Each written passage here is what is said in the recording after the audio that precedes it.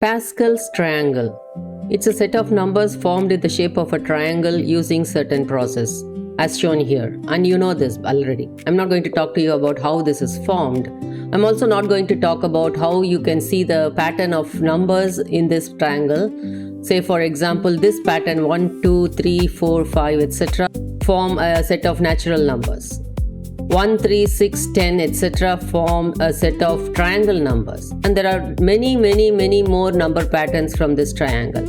I think you know that. I'm not going to talk about these number patterns today. As you move on to higher classes, you will also have learnt that these horizontal patterns are nothing but combinations, and they come under binomial theorem, so they form the coefficients of binomial expansion. You would have learned all these things in your higher classes as well. I am not going to talk about these things in this video. What I am going to talk is something very curious about Pascal's triangle, how the numbers can be powers of 11. Aren't you curious to learn this today? Come on, let's go into it. Let's first consider the number 11, 1 and 1. Let's multiply 11 by itself.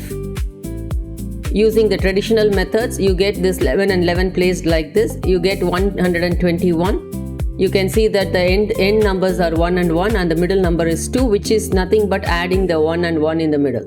So 1, 2, 1. You have already formed the second row of the Pascal's triangle by multiplying 11 by 11. Multiply this 121 again by 11.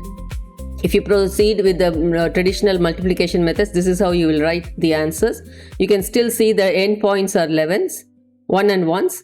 The middle is 2 plus 1, 3 and 2 plus 1, 3. So 1, 3, 3, 1 is 11 times 11 times 11. Now multiply this 1, 3, 3, 1 again by 11. You can still see the end numbers are 1 and 1. The middle numbers are 4 here. 3 plus 3 is 6, 3 plus 1 is 4 again, forming the fourth row of the Pascal's triangle. So 11 times 11 times 11 times 11 is 14641, as we know it already. What is the big deal about it? So you can see that the rows are nothing but 11 to the power of 1, 11 to the power of 2, 11 to the power of 3, 11 to the power of 4, etc. Can you find 11 to the power of 5 now from 11 to the power of 4 using the Pascal's triangle? Let's try this now. The Pascal's triangle will continue having the numbers 1, 5, 10, 10, 5, 1 in the fifth row, but this is not 11 to the power of 5, right? So there is something that you need to do with this. Let's consider 11 to the power of 4 first and try to find what is 11 to the power of 5 from this row.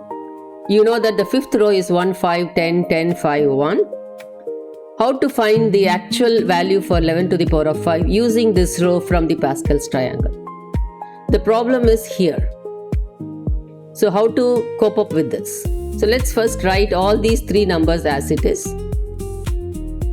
When it is coming to the two-digit numbers, let's add these two together and put the number here. Let's add these two together and put the number here, and replace this one as it is.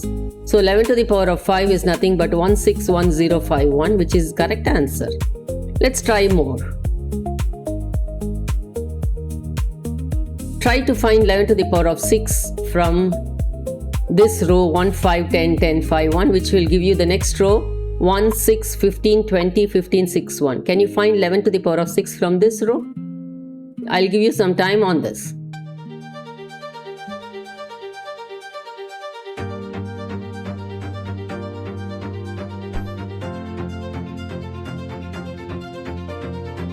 You're doing great. Continue. Give me the final answer. Are you ready? So this 5, 6, 1 will be retained as it is.